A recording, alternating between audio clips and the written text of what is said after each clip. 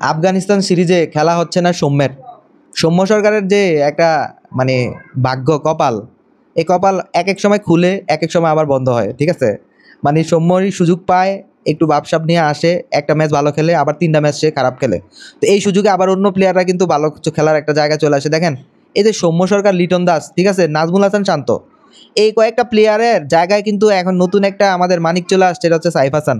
সাইফ হাসানকে আপনি কোন জায়গা থেকে বাদ দিবেন? হ্যাঁ, লিটন দাস, সৌম্য সরকার, তাদের আস্তে আস্তে দেখবেন নিচে, তারা নিচে আরও নিচে আরও নিচে চলে যাবে একসময়। এই series, Afghanistan series, Sri Lanka series, Pakistan series, কোনো সিরিজেই এই সৌম্যরা কিন্তু থাকতে পারবে না। কেন জানেন? কারণ সৌম্যরা এতদিন মানে আমাদেরকে মুলা জুলাইয়া জুলাইয়া বিভিন্ন রকমের দেখাইছে। দেখেন সৌম্যকে দলে নেওয়ার ব্যাপারে দলের যে বোর্ড কর্মকর্তা আছে তাদের তেমন আগ্রহ নাই। থাকলে কিন্তু সৌম্য এতদিন ঠিকই দলেও থাকতো এবং আমিরাতেও থাকতো। সে কিন্তু দুবাই থাকতো এতদিন, সে ছিল ভালো ভালো জায়গায়, কিন্তু তাকে রাখা হয়েছিল। এমন একটা ক্রিকেটার আস্তে আস্তে এভাবে করে মানে বিলীন হয়ে গেল, আস্তে আস্তে তার জায়গা থেকে সে সরে গেল।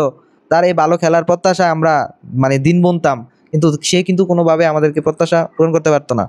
তো আমি মনে করি যে পরবর্তীতে সৌম্যকে আরও মানে পরে, অনেক পরে, আরও কয়েক সিরিজ পরে একটা সুযোগ দেওয়া উচিত।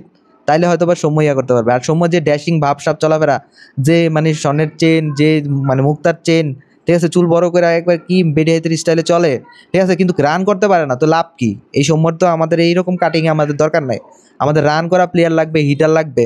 তো যদি এইভাবে ফিরে আসতে পারেন, পরবর্তী আপনার আরও যে আমাদের যে সিরিজগুলো হবে, ওই সিরিজগুলোতে আপনার রাখবে সমস্যা নাই।